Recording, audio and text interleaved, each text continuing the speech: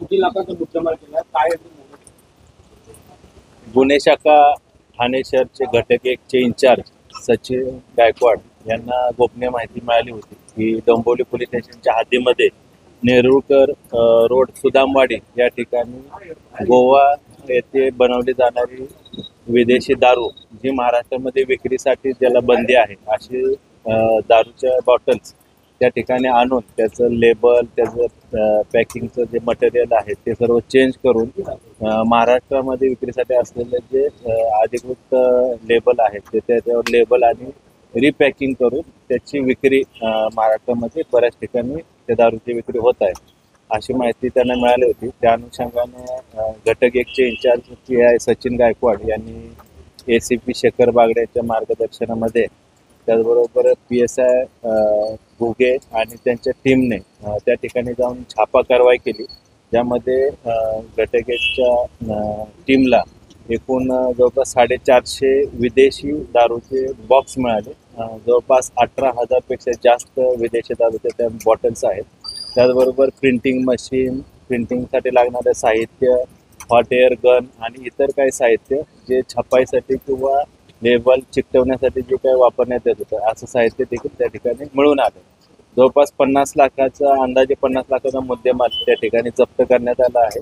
त्यामध्ये एकूण 4 आरोपी अटक करण्यात आलेले आहेत. त्या आरोपींना मान्य न्यायालयासमोर हजर केलं असं त्यांना 9 तारखेपर्यंत पोलीस कस्टडी रिमांड मिळालेला आहे. टोळी आहे का तर नेमका काय आर्थिक समावेश आहे का? हा जो माल आहे तो गोवा राज्यातून ते आणत होते आणि इथं त्याचं रिपॅकिंग आणि रिलेबलिंग करत होते आणि महाराष्ट्रामधले बऱ्याच जे वाईन शॉप आहेत ठाणे जिल्ह्यातील असतील किंवा आजूबाजू परिसरामध्ये जे काही वाईन शॉप आहेत त्या वाईन शॉपमध्ये हे महाराष्ट्रातील जी विक्री किंमत आहे MRP किंमत आहे ते किमतीचं ते लेबल लावून ते विकत होत. त्या अनुषंगाने ते फायदा कमवत आले. याच्यामध्ये अजून मुख्य जे इतर आरोपी आहेत ते पण असण्याची शक्यता आहे. वाईन शॉप मालक असतील किंवा ज्या ठिकाणी त्यांनी विक्री केलेली आहे किंवा हे गोव्यामधून महाराष्ट्र राज्यामध्ये बॉर्डर क्रॉस करण्यासाठी ज्यांनी मदत केलेली आहे ते आरोपी देखील अजून ह्याच्यामध्ये अटक होते. त्या अनुषंगाने आम्ही अधिक तपास करत आहोत. आजपर्यंत पुढे काय गुन्हा केलेला आहे का असा?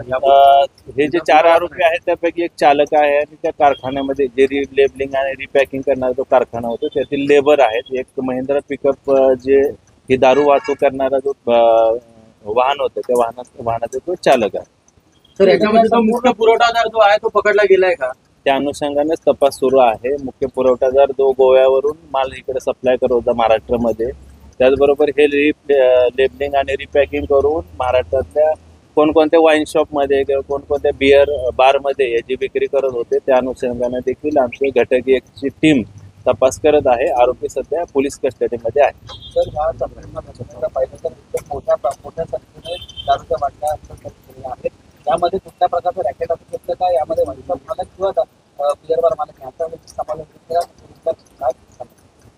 यामध्ये महाराष्ट्र राज्यामध्ये विक्रीसाठी बंदी असलेली दारू ही गोवा राज्यातून आणण्यासाठी जे कोण टोळे असेल किंवा बॉर्डर क्रॉस करण्यासाठी ज्यांनी कोणी मदत केली असेल त्या आरोपीचा देखील शोध चालू आहे.